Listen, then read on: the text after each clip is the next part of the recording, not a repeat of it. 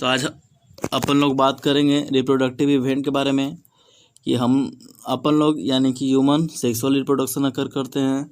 हम लोग हमेशा बीवी पेरी को शो करते हैं।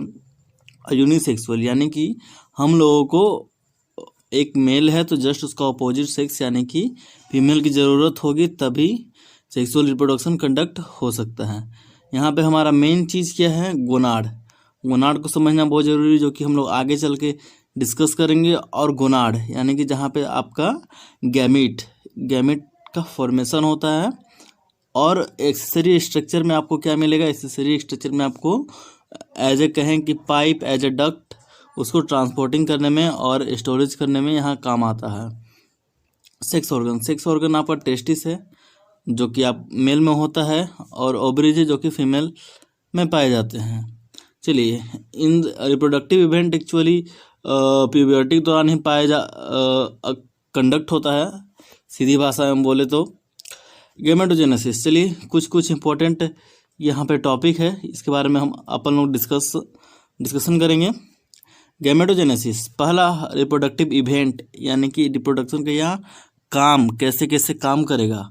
गैमेटोजेनेसिस के बारे में जानेंगे। फॉर्मेशन ऑफ गैमेट, जेनेसिस जहाँ आ गया, कहीं भी आप बायोलॉजी लिए हैं, कहीं भी जहाँ जेनेसिस आ गया वहाँ पे हम जेनेसिस का मतलब होता है बनना।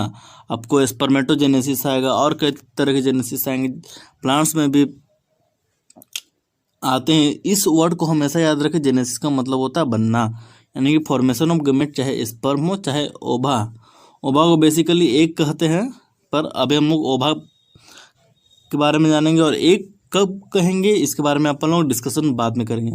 इंसेमिनेशन कहने का मतलब transfer of sperm into female genital tract. Female genital area में जब हम लोग स्पर्म का ट्रांसफर करते हैं तो उसको इंसेमिनेशन बोलते हैं। फर्टिलाइजेशन, जब आपका दोनों male and female gamete fuse होगा तो उसको अपन लोग फर्टिलाइजेशन करेंगे।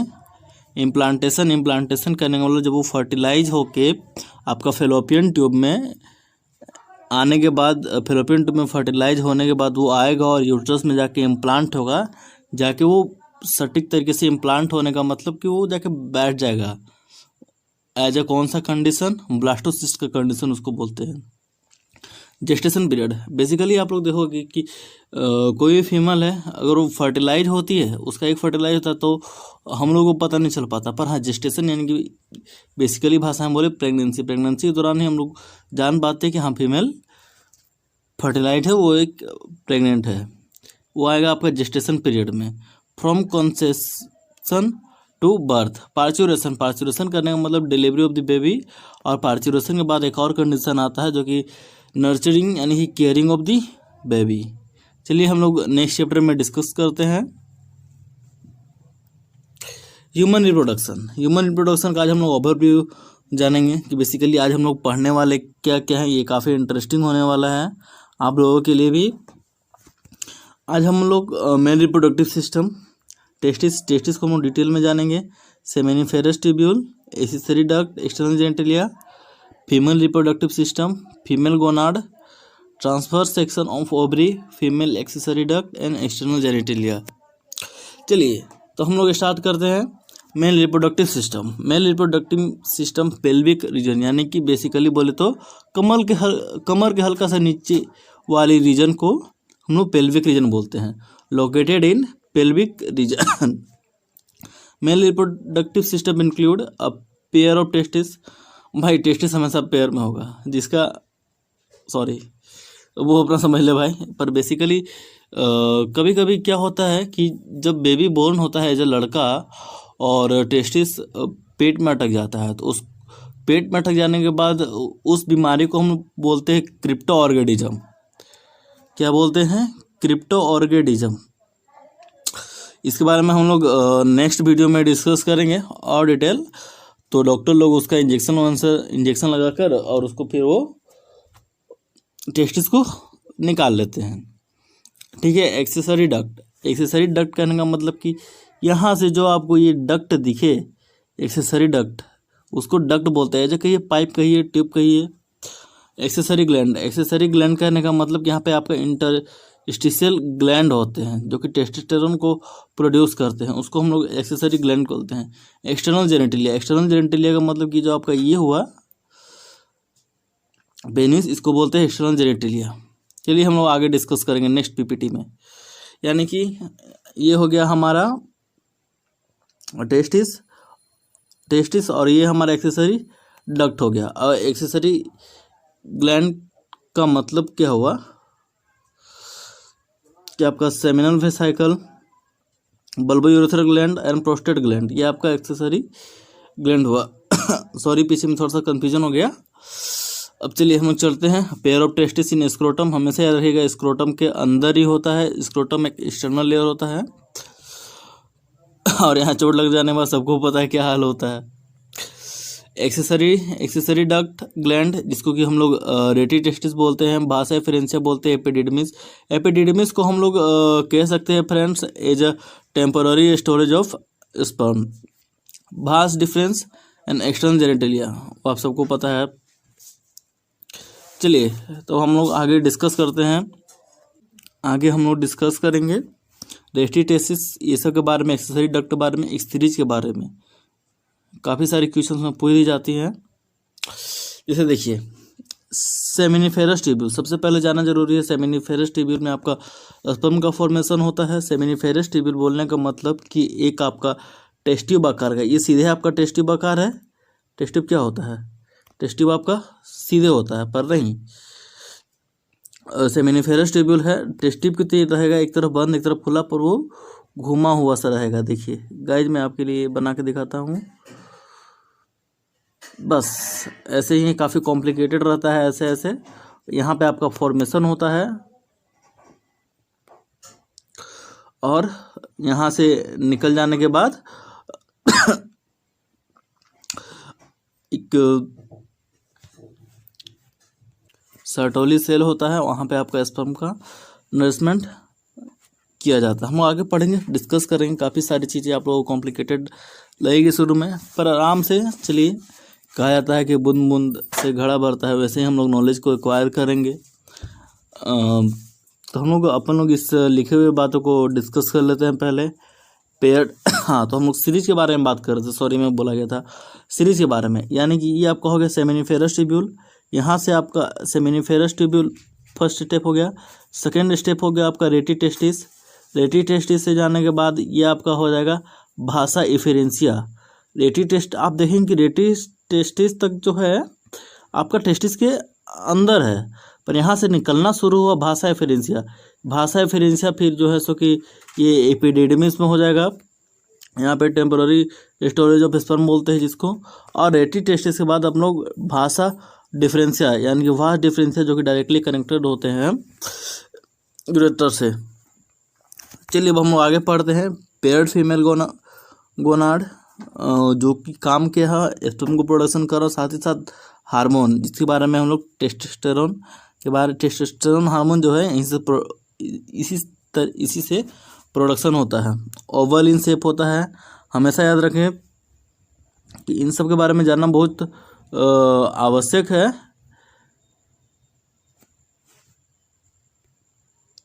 एक minute guys,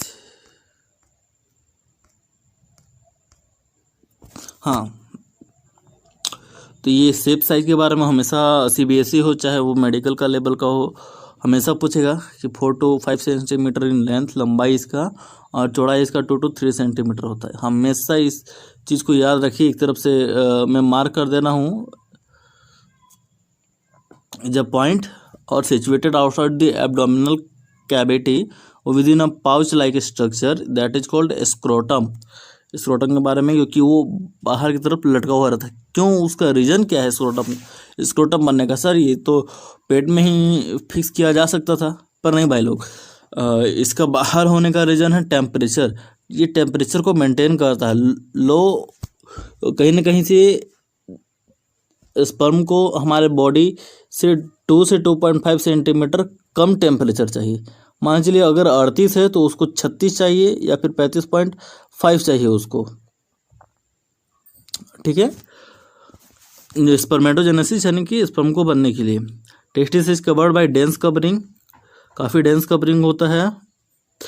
that is called capsule tunica albuginea. यहाँ के आपको दिया हुआ है ऑप्शन में फिगर में, टूनिका एल्बुजिनियस की लेयर को डेंस कवरिंग बोलते हैं as a inside a septate. यानी कि यहाँ पे देखिए आपका जितना भी सेमिनिफेरस ट्यूब्यूल है सब अलग अलग है, सेपरेट है, ठीक है। इन ईच स्टेटिस है 250 compartment called testicular lobule. Basically कहा जाए एक तरह का स्कूल है, ठीक है। इस स्कूल में 250 क्लासेस है और 250 क्लासेस में हर क्लास, यानी कि मान चलिए अगर 1 क्लास है तो उसका 3 सेक्शन है। इस सेक्शन को हम लोग सेमिनिफेरस ट्यूब्यूल बोलेंगे। इसके बारे में आगे हम डिस्कशन करेंगे। सेमिनिफेरस ट्यूब्यूल यानी कि स्पर्म प्रोडक्शन यहीं से होता है आपका। Lined on its inside by 2 types of cells. 2 types of cells से ये घिरे हुए होते हैं सेमिनिफेरस ट्यूब्यूल। पहला जो लेयर होता है आपका वो आपका सेमिनिफेरस ट्यूब्यूल होता है जहाँ के स्पर्म का प्रोडक्शन होता है, और दूसरा जो वो होता है वो आपका सर्टोली सेल, यानी कि यहाँ पे स्पर्म का नरिशमेंट प्रोवाइड किया जाता है। यानी कि मेल जर्म सेल स्पर्मेटोगोनिया उसको बोलते हैं।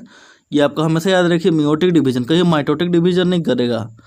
Mail germ cell meiotic division करेगा किस लिए? स्पर्म फॉर्मेशन करने के लिए। हाँ, पर हम जानते हैं कि हमारे बॉडी में जो कई सारे सेल्स है काफ़ी दिनों के बाद डेड कर जाते हैं, तो ये अपने आप को बनाने के लिए माइटोटिक करेगा। पर जहाँ ये अगर स्पर्मेटोगोनिया को बनाएगा, मतलब स्पर्म को बनाएगा, ये मियोटिक डिवीजन करेगा। इन सब के बारे में हम लोग डिटेल में पढ़ेंगे, पर अभी हम लोग इसके बारे में देखते हैं आगे। सर्टोली सेल सपोर्टिंग सेल इसको बेसिकली कर सकते हैं हम लोगों ने। मैंने इसके बारे में 3-4 मिनट पहले भी काफ़ी डिस्कस किया है।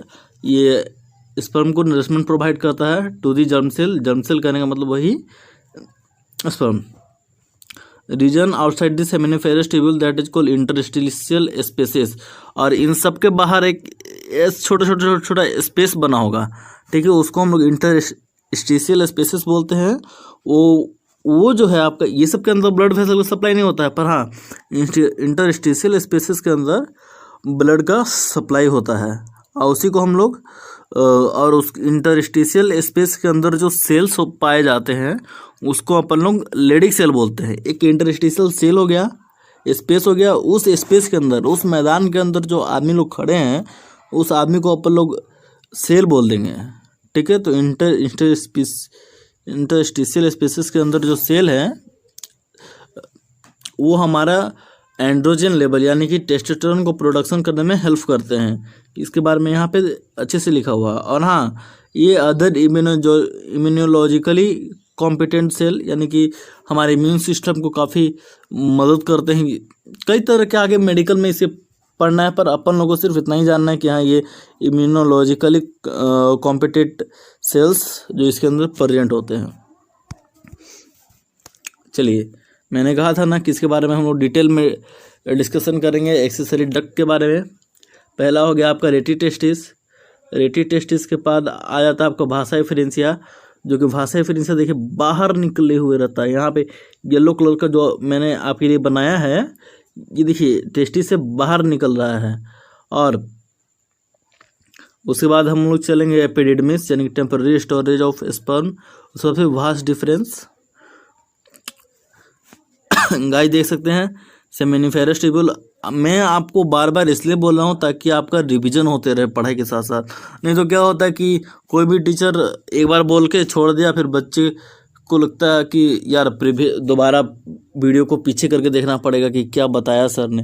नहीं, बार बार करने से हम सबको पता है कि वैसे तो गाइस आप लोग पढ़ने वाले हो नहीं, मतलब पढ़ने लिखने में पता है टेंडरली करते हो, मैं भी करता था, तो ऐसे रिवीजन हो जाएगा आपका तो और बेहतर है। सेमिनिफेरस ट्यूब्यूल, भासा एफरेंसिया थ्रू रेटी testis, epididymis, posterior surface of the, यानी कि ये आपका पीछे साइड है। अगर आपका टेस्टिस सामने से है तो आपके जस्ट पीछे साइड से ये एक्यूमुलेट होता है, निकलता है यहाँ से।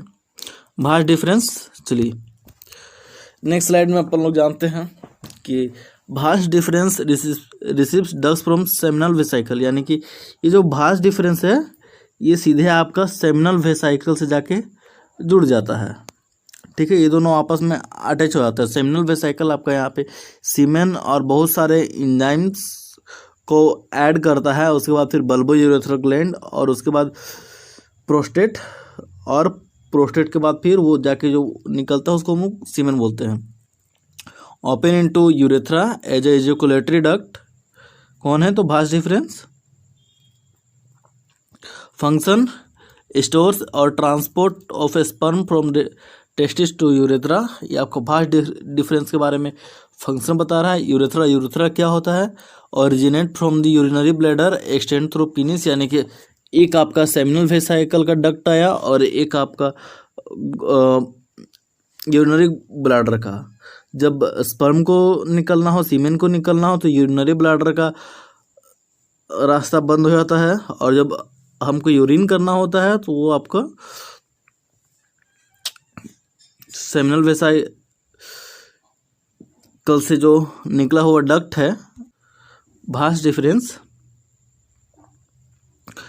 वो आपका बंद हो जाता है। चलिए, external genitalia of penis. External genitalia of penis यानी कि कपलेटरी ऑर्गन बोलते हैं, made of special tissue that is called, वो आपको इरेक्शन होने में हेल्प करता है। बिना इरेक्शन का इंसेमिनेशन होना पॉसिबल ही नहीं है। In large distal end glans penis covered by skin call foreskin, यानी कि ऊपर का चमड़ी जो होता है उसको अपन लोग फोर स्किन बोलते हैं। चलिए आप लोग बात करते हैं एक्सेसरी ग्लैंड। एक्सेसरी ग्लैंड का मतलब कि जो मदद कर रहे हैं उन लोगों को, यानी कि स्पर्म को जो मदद करता है, कौन लोग करता है, seminal vesicle, prostate gland, bulbourethral gland. ठीक है, seminal vesicle secretion of accessory gland, mainly इसका बहुत बड़ा काम है। Rich of fructose, calcium and certain enzymes, helps in lubrication. इन तीनों को मिला के पर बेसिकली सेमिनल प्लाज्मा का काम है लुब्रिकेशन का। बेसिकली देखा जाए कहीं भी रेप होता है तो कोई भी डॉक्टर किसी चाइल्ड को, गर्ल चाइल्ड को उठाता है तो वहाँ पे फ्रुक्टोज देखना चाहता है कि वहाँ पे फ्रुक्टोज है कि नहीं। अगर वहाँ पे फ्रुक्टोज पाया जाता है तो हाँ, दैट हम लोग कह सकते हैं कि उस लड़की का वहाँ पे रेप हुआ है। चलिए, और हम लोग अपन लोग पढ़ेंगे फीमेल रिप्रोडक्टिव सिस्टम के बारे में। सपोर्ट करते रहिए ताकि मैं और भी अच्छे अच्छे कंटेंट्स और पीपीटी आपके लिए बना के लाऊं, जिससे कि आपका, देखिए, याद करने के लिए ना विजुअलाइजेशन का ज़रूरी है। जब तक आपको एक अच्छे कंटेंट नहीं मिलता है, जब तक आपको एक अच्छे पीपीटी नहीं मिलता है, विजुअलाइजेशन आपका सही नहीं है, तो आप कोई भी नॉलेज को एक्वायर नहीं कर पाओगे। ऐसे ही सादा पेज में लिखा हुआ है सब कुछ, क्या यार, बोरिंग आ जाएगा, नींद आ जाएगा, हम सबको पता है। इसलिए मैं आपके लिए अच्छे अच्छे कंटेंट और अच्छे अच्छे पीपीटी लाता हूँ ताकि आप एक अच्छे से कॉन्सेंट्रेट होकर पढ़ सकें। Female reproductive system. Female reproductive system में हम लोग बेसिकली जानेंगे अ पेयर ऑफ ओवरीज, ओवरी का एक पेयर होता है, अ पेयर ऑफ ओविडक्ट। ओविडक्ट ये हमेशा सबको गड़बड़ करता है। डक्ट का मतलब याद रखिए, डक्ट यानी कि आपका फेलोपियन ट्यूब, इसको बोलेंगे, क्या बोलेंगे, FALLOPIAN, फेलोपियन। गाइज मेरी हैंडराइटिंग उतनी अच्छी नहीं है, और जो भी हो अपना देख लेना। यूट्रस एक ही होता है, सर्विक्स, वेजाइना, एक्सटर्न। जी हाँ, हम सबको इसके बारे में डिटेल बताएंगे अगले स्लाइड्स में। Oviduct, uterus and vagina, accessory duct, ये हमेशा कंफ्यूज करता है। गाइस विश्वास नहीं करोगे, जब मैं अपना 12th का एग्ज़ाम दे रहा था तो सारे बच्चे, हमारे में ऑप्शंस होती है जैकबोर्ड में, तो सारे एक्सेसरी डक्ट और एक्सेसरी ग्लैंड और में सारे लोग कंफ्यूज हो जाते हैं बेसिकली। मेरा वैसे थ्योरी पोर्शन में 70/67 रहा है, पता नहीं 3 नंबर पता नहीं कहाँ से काट दी। काफ़ी मेहनत की थी मैंने अपने टाइम में बायोलॉजी में। In a pair of mammary gland, हाँ, और मेमोरी ग्लैंड का यहाँ पे काफ़ी ज़्यादा काम है। अगर एक बेबी बोर्न करता है तो उसको इनिशियली माँ का दूध इसलिए पिलाया जाता है ताकि वहाँ पे IgA हो, IgM हो, बहुत तरह के एंटीजेंस होते हैं जो बच्चों की रक्षा के लिए काफ़ी ज़रूरी है।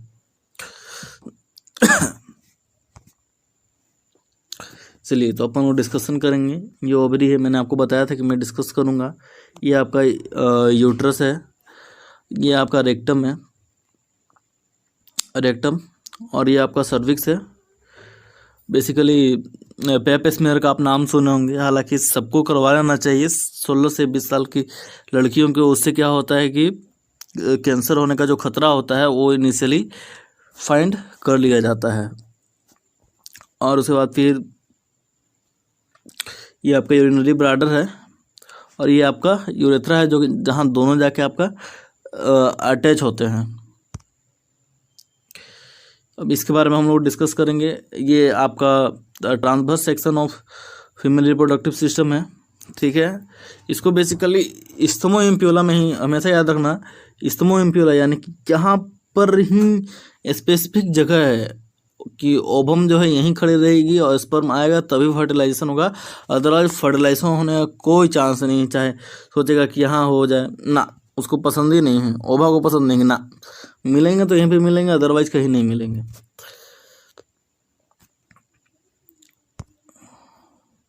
चलिए आगे हम लोग डिस्कस करते हैं। Ovaries are the primary female sex organ that produces female gamete. Ovaries है जो कि फीमेल गैमेट को प्रोड्यूस करता है। ओवम यहाँ पे लिखना बहुत सही है कि बहुत सारे बुक्स में एग्स लिख देते हैं।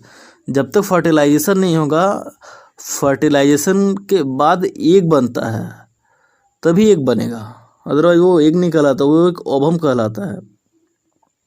हम 9-10 में जानते हैं कि सीधे भाषा में लिख दिया होता है स्पर्म एंड एग, पर नहीं। It produces several female steroid hormone. ये स्टेरॉयड लिखना बहुत ही सही है, एनसीईआरटी में अच्छे से डिटेल में दिया हुआ नहीं है, पर मैं जो आपके लिए स्लाइड्स लेकर आया हूँ काफ़ी डिटेल में है। ये आपको जानना जरूरी है कि ये स्टेरॉयड है कि नॉन स्टेरॉयड है, इसमें आपको बोर्ड या मेडिकल कंफ्यूज कर देता है। ये एस्ट्रोजन और प्रोजेस्टेरोन मेल में सिर्फ, देखिए मेल में सिर्फ एक एंड्रोजन से जो आपका टेस्टोस्टेरोन निकलता है वही एक हार्मोन है, और फीमेल्स में 2 टाइप के हार्मोन्स पाए जाते हैं, oestrogen and progesterone. The ovary located in lower abdomen, सबको पता है ओवरी लोअर एब्डोमेन में। पेल्विक रीजन यहाँ मत बोलना भाई, पेल्विक रीजन बोलने का मतलब कमर के नीचे, और लोअर एब्डोमेन करने का मतलब कि कमर नीचे, कमर साइड है यानी पेट के नीचे। Each ovary is about 2 to 4 centimetre length हमेशा याद रख लेना। They are connected to a pelvic wall and uterus by ligament. ये बहुत ज़रूरी है, ये लिगामेंट के थ्रू कनेक्टेड होते हैं। एक यूट्रस और एक ओवरी जो कनेक्ट करता है उसको हम लोग लिगामेंट से वो कनेक्टेड होता है। Each ovary is covered by thin epithelium which encloses ovarian stroma. हम सबके इसके बारे में डिस्कशन करेंगे, टेंशन मत लीजिए। The periphery cortex follicle are present and medulla blood vessel, periphery cortex follicle, इस सब के बारे में आगे डिस्कशन करेंगे।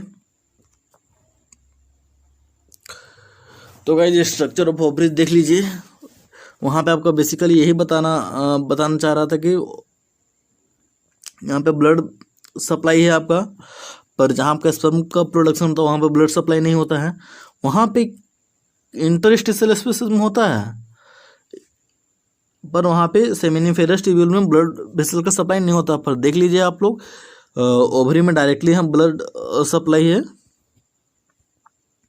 इन सब के बारे में हम डिटेल में पढ़ेंगे आगे। ट्रांसवर्स सेक्शन ऑफ ओवरी आप लोग देख लिए कि ओवरी का ट्रांसवर्स सेक्शन कैसा है।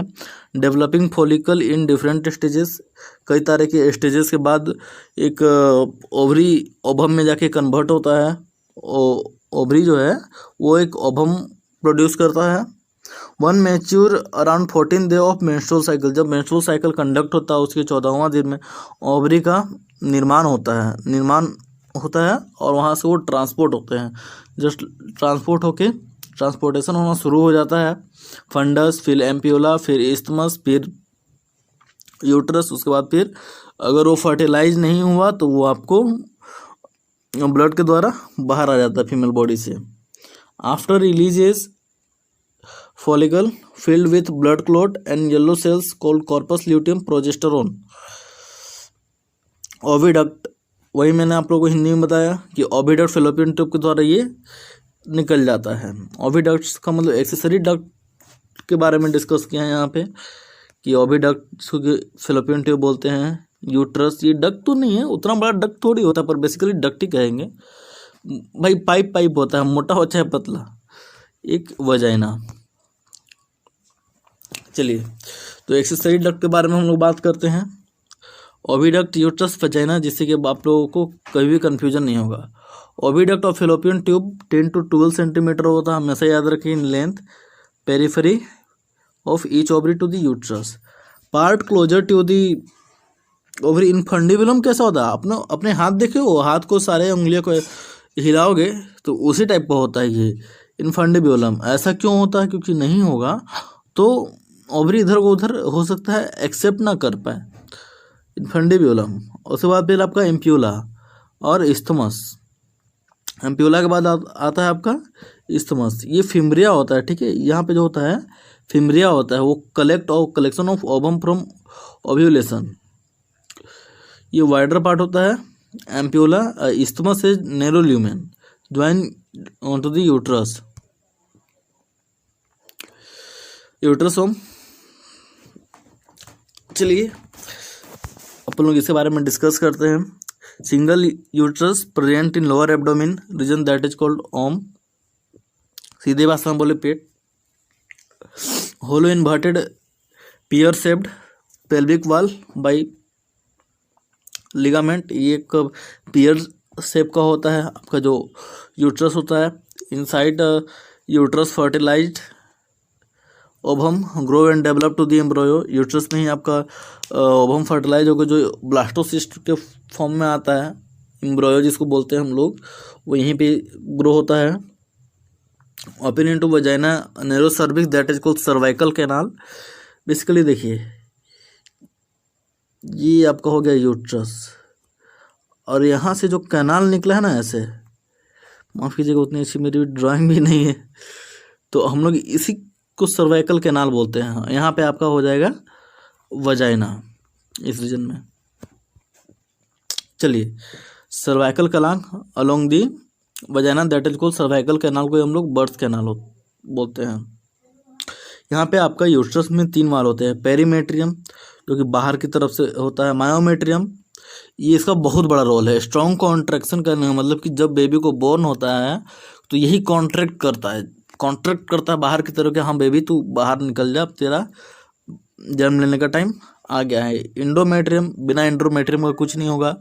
एंडोमेट्रियम में ही जो है सो कि एम्ब्रायो इम्प्लांट होता है जाकर। एक्सटर्नल जेनिटेलिया के बारे में हम लोग डिस्कस करेंगे। मोन्स प्यूबियस, जो कि जहाँ पे हेयर ग्रो करता है ना, बेसिकली पुसी फैटी टाइप का होता है, अ पैड ऑफ फैटी टिश्यू, वहाँ पे हेयर होते हैं, उसको हम लोग मोन्स प्यूबियस बोलते हैं। डिस्कस करेंगे अगले स्लाइड में। लेबिया मेजोरा, जो कि बाहर के साइड होता है, बाहर के साइड जो भारी भारी चीज़ दिखे वो उसको बोलते हैं हम लोग लेबिया मेजोरा। लेबिया माइनोरा, ये आपके अंदर की तरफ होता है, टिश्यू के अंदर जो फोल्डेड होते हैं उसको हम लेबिया माइनोरा बोलते हैं।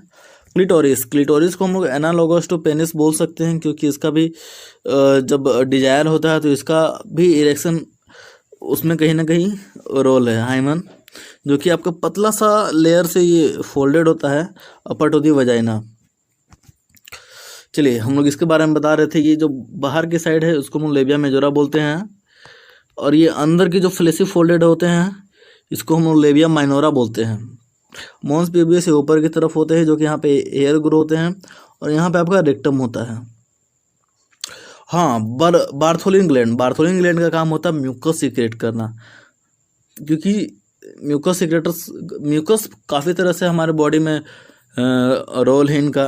एक तो बैक्टीरिया वायरसेस जो भी इंटर ना करें, जो वो डायरेक्टली म्यूकस पे जाके सटक जाते हैं। कोई भी गंदगी है, धूल है, जो कि एराइज होते हैं, पसीना आते हैं, तो वो जाके आपका म्यूकस में चिपक जाते हैं। चलिए, एक बात हमेशा याद रखिए, सीखने के लिए हमेशा आप जुनून पैदा कीजिए। यदि आप कर लेंगे तभी आपका विकास कभी भी नहीं रुकेगा। और वैसे भी हम लोग जानते हैं मुंशी प्रेमचंद को, उन्होंने कहा था कि जो बालक पढ़ना चाहता है, अगर वो पढ़ना चाहता है सही तरीके से, तो अपना रास्ता खुद बना लेगा। अदरवाइज वो नहीं पढ़ना चाहता है तो आपके पास 10 बहाने हैं और उसी बहाने में आप उलझे रहेंगे। इसके साथ मैं आपसे लेता हूँ अलविदा, और अगले सेशन में हम लोग डिस्कस करेंगे spermatogenesis, oogenesis, mammary gland and menstrual cycle. और जितना हो सके इस वीडियो को शेयर कीजिए और ग्रैंड एकेडमी को सपोर्ट कीजिए, जिससे कि हमारा भी मनोबल बढ़े और आपके लिए बेहतर से बेहतर टेक्नोलॉजी को यूज करके हम वीडियो बना सकें। थैंक्स।